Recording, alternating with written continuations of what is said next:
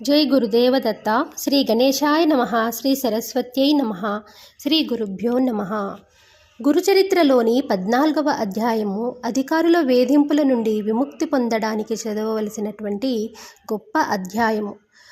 కొన్నిసార్లు మనం చేయని తప్పుకు అనవసరంగా కేసుల్లో ఇరుక్కోవడము, లేదా మన ఆఫీసుల్లో మన పై అధికారులు మనల్ని ఏడిపించుకు తింటూ ఉంటారు. దాని నుంచి తప్పించుకోవడానికి మనం చదవవలసినటువంటి అధ్యాయము గురుచరిత్రలోని 14వ అధ్యాయము. ఈ అధ్యాయము ఒక అద్భుతమైన ఔషధంగా పనిచేస్తుంది. కథ ప్రారంభిద్దాము. నామధారకుడు, స్వామి, అటు తర్వాత శ్రీగురుడు ఏమేమి చేశారో చెప్పండి అన్నాడు. సిద్ధయోగి సంతోషించి ఇలా చెప్పారు. భోజనాలయ్యాక సాయందేవుడు శ్రీగురుని పాదాలను ఒత్తుతూ, సద్గురు, మీ పాదసేవ వలన నా జన్మ సత్కర్మలు సార్థకమయ్యాయి. మీ అనుగ్రహం వలన నా పితృదేవతలు కూడా తరించారు. ధన్యుణ్ణి. మాయచేత మానవునిలా కనిపిస్తున్నారే గాని మీరు సాక్షాత్తు భక్తులను ఉద్ధరించడానికి అవతరించిన భగవత్ స్వరూపులే. మీ మహిమ వేదాలకే అంతుబట్టనిది.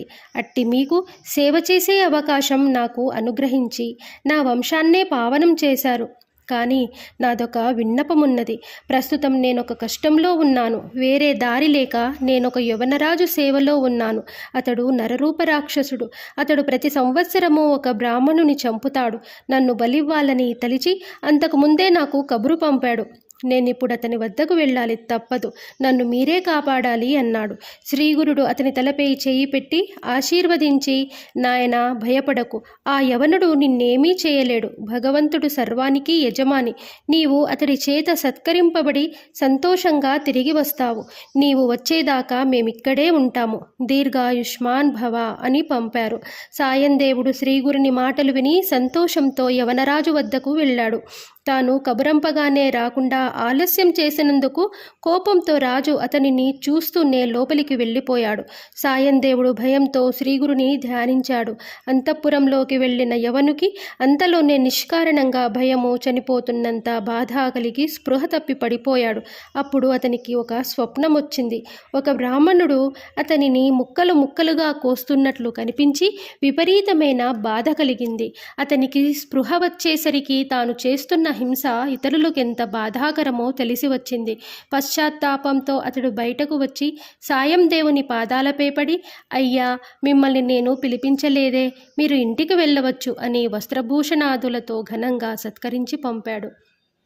సాయందేవుడు శ్రీగురుని కృపకు పట్టరాని ఆనందంతో త్వరగా తన గ్రామం చేరి శ్రీగురునితో జరిగినదంతా చెప్పాడు.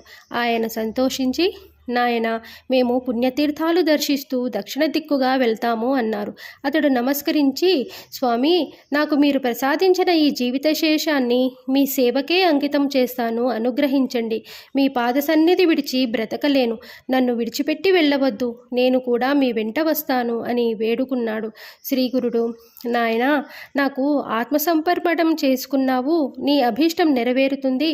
మేము ఒక పని మీద వెళ్తున్నాము. 16 సంవత్సరాలకు మళ్ళీ మేము వచ్చి ఈ గ్రామానికి దగ్గరలోనే నివసిస్తాము. నీవప్పుడు సకుటుంబంగా వచ్చి దర్శించుకోవచ్చు.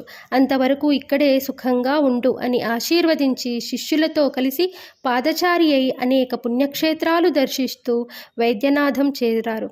అక్కడ ఆయన కొంతకాలం గుప్తంగా నివసించారు. అది విని నామధారకుడు, స్వామి, అప్పుడు శ్రీగురునితో అనేక మంది శిష్యులున్నారు గదా, వాళ్ళెక్కడున్నారు?